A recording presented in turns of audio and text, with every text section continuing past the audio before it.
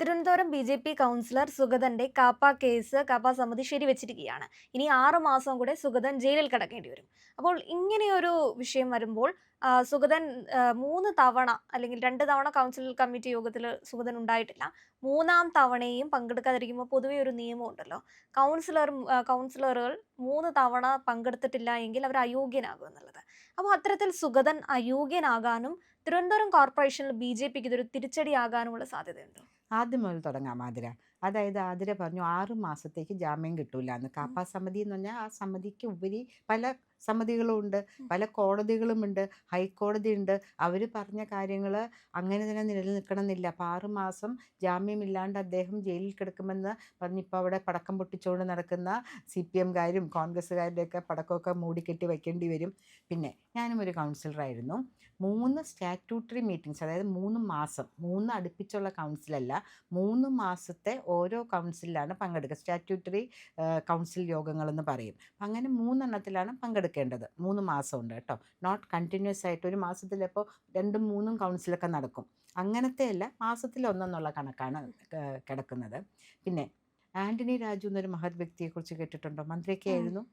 അദ്ദേഹത്തിൻ്റെ പേരിലും ഒരു കേസ് ഉണ്ടായിരുന്നു. അതായത് ഒരു വലിയ മനുഷ്യൻ്റെ അടിവസ്ത്രം പെട്ടെന്ന് ജനിച്ച കുട്ടിയുടെ അടിവസ്ത്രമായി മാറി അല്ലേ, കോടതിയിൽ ഉം. വന്നപ്പോൾ. അത് എത്ര നാളാ കേസ് നടന്നു? അദ്ദേഹത്തിൻ്റെ MLA സ്ഥാനം നഷ്ടപ്പെട്ടോ? ഇല്ലല്ലോ. പക്ഷേ ഉം. കേസിന് വിധി വന്ന് അദ്ദേഹം കുറ്റക്കാരനാണെന്ന് കോടതി കണ്ടെത്തിയതിന് ശേഷമാണ് അദ്ദേഹത്തിന് MLA സ്ഥാനം മന്ത്രിസ്ഥാനമൊക്കെ നഷ്ടപ്പെട്ടത്. അതുപോലെ ഒരു വിധി വരുന്നിടത്തോളം കാലം അദ്ദേഹത്തിൻ്റെ കൗൺസിലർ സ്ഥാനത്തിനൊന്നും സംഭവിക്കാൻ പാടില്ല. ജനങ്ങൾ തിരഞ്ഞെടുക്കപ്പെട്ട വ്യക്തിയാണ്. അദ്ദേഹം ഇപ്പോൾ കോടതിയിൽ കിടക്കുന്നു. കോടതിയിലല്ല, സോറി, ജയിലിൽ കിടക്കുന്നു. കേസ് കോടതിയിലാണ് അല്ലേ? 17 കേസോ? 19 അയ്യോ, കേസുണ്ടെന്നാ പറയുന്നത്. 19! എൻ്റെ അമ്മ, 2 കൂടുതലായി പോയല്ലേ. അതായത് കുഴപ്പമില്ല. അത്രയും കേസില് ഉം, കാപ്പ സമിതിക്ക് പോലീസ് പ്രത്യേക നിർദ്ദേശങ്ങളും കാര്യങ്ങളൊക്കെ കൊടുത്തിട്ടാണ് ഉം, കാപ്പ കേസ് ശരിവെക്കുന്നതും ഉം, ഇയാളെ പുറത്തേക്ക് അയക്കണ്ട, ഉം. ജയിലിൽ തന്നെ അടയ്ക്കണമെന്നുള്ള എൻ്റെ രീതിയിലേക്ക് വരുന്നത്. മോളെ, എന്താണ് ഈ, എനിക്ക് മനസ്സിലാവുന്നില്ല. അദ്ദേഹം ഒരു രാഷ്ട്രീയ പ്രവർത്തകൻ, ശരിക്കും ആക്റ്റീവായ ഒരു രാഷ്ട്രീയ പ്രവർത്തകനെ സംബന്ധിച്ചോളം 19 കേസ് വളരെ കുറവാണ്. ഏ, എല്ലാ ജനതോപരമായ കാര്യങ്ങൾ ഭരിക്കുന്ന കക്ഷികൾ മുന്നോട്ട് വയ്ക്കുമ്പോൾ അതിനെതിരെ പ്രതികരിക്കുക എന്നുള്ളത് പ്രതിപക്ഷത്തിരിക്കുന്ന അല്ലെങ്കിൽ മാനവീയതയെ ഇഷ്ടപ്പെടുന്ന, അവർക്ക് വേണ്ടി എന്തെങ്കിലും ചെയ്യാൻ താല്പര്യപ്പെടുന്ന പാർട്ടികൾ ചെയ്യുന്ന കാര്യമാണ്. 19 കേസ് എന്ന് പറഞ്ഞാൽ അത്ര വലിയ കാര്യമൊന്നുമല്ല. ആ ശബരിമല വിഷയം വന്ന സമയത്ത് നൂറുകണക്കിന് കേസുകളാണ് ഓരോരുത്തരുടെയും പേരിലുണ്ടായിരുന്നു. എല്ലാവരും കാപ്പ പിടിച്ച് ജയിലിലിട്ടോ. നമ്മളുടെ എന്താണ്, കൊച്ചിൻ ഇൻ്റർനാഷണൽ എയർപോർട്ടിൽ തൃപ്തി ദേശായി വന്ന് ഇറങ്ങുന്ന സമയത്ത് ഞാൻ ഉൾപ്പെടെയുള്ളവർ അവിടെ സമരം ചെയ്തതാണ്. അപ്പോൾ നമ്മൾ അതിൻ്റെ ഉള്ളിൽ ഇടിച്ചു കയറി, സെൻട്രൽ ഗവൺമെൻറ് പ്രോപ്പർട്ടി ആണല്ലോ, അങ്ങനെയൊക്കെ പറഞ്ഞ് നമ്മുടെ എതിരും കേസുകളുണ്ടായിരുന്നു. അതിനർത്ഥം കാപ്പ എന്നല്ല അർത്ഥം. കാപ്പയ്ക്ക് ഇപ്പോൾ ഇവർ കൊടുത്തിരിക്കുന്ന മുഖം എന്താണെന്ന് വെച്ചാൽ, ഞങ്ങൾക്ക് ഇഷ്ടമല്ലാത്ത ആളുകളെ പിടിച്ച് ജയിലിലിടാനുള്ള ഒരു വകുപ്പായിട്ടാണ് കാണുന്നതെന്നാണ് മനസ്സിലാക്കുന്നത്. സുഗതൻ്റെ കഷ്ടകാലത്തിന് എന്തോ ഒരു അമ്പലക്കേസോ അങ്ങനെ എന്തോ ആണ് അല്ലേ തുടങ്ങിയത് അല്ലേ, ഉം. അതിൽ പിടിച്ചിട്ടു. കാരണം BJP എങ്ങനെയെങ്കിലും പിടിച്ച് താഴെ ഇറക്കുക എന്നുള്ളത് മാത്രമാണ് ഇവർ രണ്ടുപേരുടെയും അജണ്ട. ഉറപ്പല്ലേ? ഉം. കാരണം 50 പേര് BJPയുടേതായിട്ടുണ്ട്. ഒരു ഇൻഡിപെൻഡൻറ്റ് നമ്മളെ സപ്പോർട്ട് ചെയ്തിരിക്കുന്നു, BJP സപ്പോർട്ട് ചെയ്തിരിക്കുന്നു. മറ്റുള്ളവർക്കാണെങ്കിൽ 49+1, അതായത് 2 ഇൻഡിപെൻഡൻറ്റ് കാൻഡിഡേറ്റ്സ് ഉണ്ട്. BJPക്ക് 50, ഇവർക്ക് 49, അങ്ങനെയാണ് 101 കിടക്കുന്നത്. അപ്പോൾ എങ്ങനെ പിടിച്ച് താഴെ ഇടാൻ പറ്റും? ഇങ്ങനെയൊക്കെ എന്തെങ്കിലും കുതന്ത്രങ്ങൾ മെനഞ്ഞാലല്ലേ പറ്റുള്ളൂ. അല്ലാണ്ട് നേരായ വഴിയിൽ എന്തായാലും BJPക്ക് ജനങ്ങളുടെ മാൻഡേറ്റ് ഉണ്ട്, അവരൊന്ന് ഭരിക്കട്ടെ. ഒപ്പോസിഷനിലിരുന്ന് ക്രിയാത്മകമായ കാര്യങ്ങൾ പറയുകയും സക്രിയമായി ഇടപെടുകയും ചെയ്യാമല്ലോ. അല്ലാണ്ട് വളഞ്ഞ വഴിയിൽ കൂടെ പിടിച്ച് താഴിടാൻ നോക്കുന്നതായിട്ടാണ് തോന്നുന്നത്. സുഗതൻ്റെ കാര്യം പറയുകയാണെങ്കിൽ അദ്ദേഹം ജനസമ്മതനായ ഒരു വ്യക്തിയാണ്. അല്ലെങ്കിൽ ഏറ്റവും അധികം ഞാൻ എടുത്തു പറയേണ്ട കാര്യം, ജനങ്ങളോടൊപ്പം ചേർന്ന് പ്രവർത്തിക്കുന്നവരാണ് വാർഡ് മെമ്പർമാർ, അല്ലെങ്കിൽ മുനിസിപ്പാലിറ്റിയിൽ നിന്നുള്ള കൗൺസിലർമാർ, കോർപ്പറേഷനിൽ നിന്നുള്ള കൗൺസിലർമാർ, താഴെക്കടയിൽ നിന്ന് പ്രവർത്തിച്ചു വരുന്ന MLA MP ഒക്കെ ആകുമ്പോൾ അത്രയ്ക്ക് ജനങ്ങളുമായിട്ട് ഇതിൽ ഉം. അവർ എന്താ പറയുന്നത്, ലോ മേക്കിംഗ് ബോഡീസ് എന്നൊക്കെ പറയും, അതിലാണ് അവരിരിക്കുന്നത്. താഴെ നിന്ന് ജയിക്കണമെങ്കിൽ ശരിക്കും ജനസമ്മതനായെങ്കിൽ മാത്രമേ പറ്റുള്ളൂ. ഇപ്പം ഇവർ ചെയ്യുന്ന കാര്യം എന്താണെന്ന് വെച്ചാൽ, എങ്ങനെയെങ്കിലും ഇത് നീട്ടി നീട്ടി കൊണ്ടുപോകും. പക്ഷെ ഇവർക്ക് കാര്യങ്ങൾ അറിയില്ല. ഞങ്ങൾ സംസാരിച്ച ആളുകളൊക്കെ പറയുന്നത്, ഇതിപ്പോൾ ഹൈക്കോടതിയിൽ വരുമല്ലോ, ഹൈക്കോടതിയിൽ ബെയിൽ ആപ്ലിക്കേഷൻ മൂവ് ചെയ്യുമല്ലോ, ഹൈക്കോടതിയിൽ ഇരിക്കുന്നവർ പാർട്ടി നിയോഗിച്ച വ്യക്തികളൊന്നും അല്ലല്ലോ.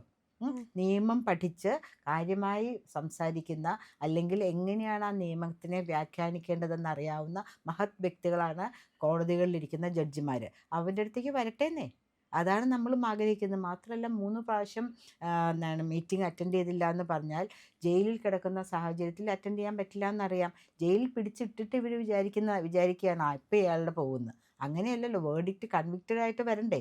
കൺവിക്ഷൻ വന്നാലേ ജയിലിൽ ഉറപ്പാവുള്ളൂ. ജയിൽ ജീവിതം ഉറപ്പാവണമെങ്കിൽ വിധി വരണം. ഇത്ര വർഷത്തേക്ക് അല്ലെങ്കിൽ ഇത്ര മാസത്തേക്ക് അദ്ദേഹത്തിനെ ജയിൽ ശിക്ഷയ്ക്ക് വിധിച്ചിരിക്കുന്നു തന്നെ. അങ്ങനെയൊന്നും വന്നിട്ടില്ലല്ലോ. അപ്പം അങ്ങനെയുള്ള സാഹചര്യത്തിൽ ഞങ്ങൾക്ക് ഉറപ്പാണ് ഈ വെള്ളം വേവുമെന്ന് ഇത് വിചാരിക്കേണ്ട. അതെടുത്ത് അടുപ്പത്തുനിന്ന് മാറ്റി വെച്ചോളൂ. കാര്യങ്ങൾ അതിൻ്റെ മുറയ്ക്ക് ഈ നടന്നോളൂ. ഹൈക്കോടതിയിൽ നിന്ന് ഉം, ജാമ്യം കിട്ടിയില്ല എന്നുണ്ടെങ്കിൽ ഉം, അപ്പോൾ ജാമ്യം ഇനി അതാണല്ലോ ഒരു പ്രതീക്ഷ എന്ന് ഉം, പറയുന്നത്. ഉം. ഹൈക്കോടതിയിൽ നിന്ന് ജാമ്യം കിട്ടാനും സുഗതന് തിരിച്ച് കൗൺസിൽ കമ്മിറ്റിയിലേക്കും തിരിച്ച് കോർപ്പറേഷനിലേക്ക് വരാൻ സാധിക്കും എന്നുള്ളത്. അപ്പോൾ ഇങ്ങനെ സാധിച്ചില്ല എങ്കിൽ അത് BJP ഭരണം അല്ലെങ്കിൽ കോർപ്പറേഷൻ ഭരണം നഷ്ടപ്പെടാനുള്ള സാധ്യതകളൊക്കെ മുന്നിൽ കാണുന്നുണ്ടോ? അങ്ങനെയൊക്കെ വാർത്താ മാധ്യമങ്ങൾ പറയുന്നത് ഇതൊരു BJPക്ക് വലിയ തിരിച്ചടിയാണ് അത്തരത്തിലൊക്കെ. ഇത് BJPക്കല്ല തിരിച്ചടി, ജനങ്ങൾക്കാണ് തിരിച്ചടി. ജനങ്ങൾ തിരഞ്ഞെടുത്തൊരു ജനപ്രതിനിധിയാണ് അവരിങ്ങനെയിട്ട് എന്താ പറയുന്നത്, അവരുടെ കാര്യങ്ങൾ ഇനി ആര് പറയും കൗൺസിലിൽ? ജനങ്ങൾക്ക് കൊടുക്കുന്നൊരു തിരിച്ചടിയായിട്ട് ഞാൻ അതിനെ കാണുന്നുള്ളൂ. BJPക്ക് എന്താണ് തിരിച്ചടി? ഇപ്പോഴും ഹൈക്കോടതിയല്ല അവസാനത്തെ വാക്കെന്ന് പറഞ്ഞാൽ, ഹൈക്കോടതിയല്ല, സുപ്രീം കോടതിയാണ്. ഇത് പോകുന്ന സമയത്ത് തന്നെ വേറെയും ലീഗൽ വശങ്ങളുണ്ട്. ജാമ്യം മാത്രമല്ല, എന്തുകൊണ്ട് അദ്ദേഹത്തിന് കൗൺസിലിൽ അറ്റൻഡ് ചെയ്യാൻ പറ്റുന്നില്ല എന്നുള്ള കാര്യങ്ങൾ വിവരിച്ചും സംസാരിക്കാമല്ലോ. അദ്ദേഹം അപ്രത്യക്ഷനായിട്ടില്ല. അദ്ദേഹം ഒളിവിൽ പോയിരിക്കുകയല്ല. അദ്ദേഹം വിസിബിളായിട്ടൊരു സ്ഥലത്ത് തന്നെയുണ്ട്. അദ്ദേഹത്തെ കൺവിക്റ്റ് ചെയ്തിട്ടില്ല, ജാമ്യം കൊടുത്തിട്ടില്ല എങ്കിൽ പോലും ജയിലിലിരുന്നു കൊണ്ട് അദ്ദേഹത്തിന് കാര്യങ്ങൾ മൂവ് ചെയ്യാൻ പറ്റുമല്ലോ, അല്ലേ? അപ്പം അങ്ങനെയുള്ള സാഹചര്യത്തിൽ സക്രിയമായ ഒരു ഇടപെടൽ കോടതിയിൽ നിന്നും ഉണ്ടാകുമെന്ന് തന്നെയാണ് പ്രതീക്ഷിക്കുന്നത്. ഈ ശരിക്കും പറയുകയാണെങ്കിൽ ആതിര, VV രാജേഷിനെ എല്ലാവർക്കും പേടിയാണ്. അദ്ദേഹം അവിടെ ഉഴുതും മറയ്ക്കാണെന്ന് തന്നെ പറയാം. തിരുവനന്തപുരം ഇവർക്ക് സഹിക്കാൻ പറ്റുന്നില്ല. സ്വപ്നത്തിൽ പോലും വിചാരിക്കാത്ത കാര്യങ്ങളാണ് അദ്ദേഹം മിനിറ്റ് വെച്ച് ജനങ്ങളോടൊപ്പം ചേർന്ന് ചെയ്യുന്നത്. അദ്ദേഹത്തിൻ്റെ ഉള്ളിൽ കള്ളമില്ല, അദ്ദേഹത്തിൻ്റെ കൈകളിൽ കാപ്പട്ടിയില്ല. അതുകൊണ്ട് അദ്ദേഹത്തിന് എന്തും ഉറച്ച തീരുമാനമെടുത്ത് മുന്നോട്ട് പോകാൻ പറ്റും. അത് സഹിക്കാൻ പറ്റാതെ തന്നെയാണ് ഇങ്ങനെയുള്ളൊരു ചെറിയ കേസ് തന്നെ പറയേണ്ടി വരും. കാരണം അതിനേക്കാട്ടിലും വലിയ വലിയ കേസുകളൊക്കെ രാഷ്ട്രീയക്കാരുടെ ഇടയിൽ, രാഷ്ട്രീയക്കാരെന്നുള്ള നിലയിൽ വരാറുണ്ട്. ഈവൻ നമ്മുടെ പിണറായി സഖാവ് തന്നെ ഒരു എന്താണ് കൊലക്കേസിൽ പ്രതിയായിരുന്നല്ലോ. അദ്ദേഹത്തിനെ കോടതി വെറുതെ വിട്ടു. ശരിയല്ലേ? അങ്ങനെയുള്ള ധാരാളം കേസുകൾ ഇവരുടെയൊക്കെ ഇപ്പോൾ ED കേസിൽ തന്നെ എത്ര പേർക്കെതിരെ വന്നിരിക്കുന്നു, അല്ലേ? എത്ര പേര് ജയിലിൽ കിടക്കുന്നു, നേതാക്കന്മാരുടെ എത്ര പേര് അതിൽ ഇൻവോൾവ് ആണ്, അവരെ എങ്ങനെ മാറ്റി നിർത്തി, എല്ലാം നമ്മുടെ പ്രബുദ്ധ കേരളം കണ്ടതല്ലേ. അതുപോലെ തന്നെ രാജേഷിനോടും അവിടെ പ്രവർത്തിക്കുന്ന കൗൺസിലർമാരോടും വേറെ ഒന്നും ചെയ്യാൻ പറ്റാത്തതുകൊണ്ട് കാട്ടിക്കൂട്ടുന്ന വെപ്രാളം തന്നെയാണ് ഇതിൽ. ശ്രീ സുഗതനോടൊപ്പം തന്നെ ആയിരിക്കും നീതിന്യായ വ്യവസ്ഥ എന്ന് തന്നെ വിശ്വസിക്കാനാണ് ഞങ്ങളെല്ലാവരും ആഗ്രഹിക്കുന്നത്. കാരണം അങ്ങനെ ചെയ്യാൻ പറ്റുള്ളൂ. Is not convicted. വെറുതെ ഒരു മനുഷ്യനെ പിടിച്ച് അടിയന്തരാവസ്ഥ പോലെയാണല്ലോ. അടിയന്തരാവസ്ഥ കാലത്ത് പിടിച്ചുകൊണ്ടുപോയിട്ട് പിന്നെ ശവശരീരമാണ് പുറത്തേക്ക് ഇട്ട് വയ്ക്കുന്നത്. നമ്മുടെ കക്കയം ക്യാമ്പിൽ ഉരുട്ടിക്കൊന്ന രാജൻ, അവിടുത്തെ RSCയിലെ വിദ്യാർത്ഥിയായിരുന്ന ശ്രീ രാജൻ്റെയൊക്കെ കാര്യം പറയുന്ന പോലെ അതുപോലെയാണിത്. അതൊന്നും നടക്കില്ല.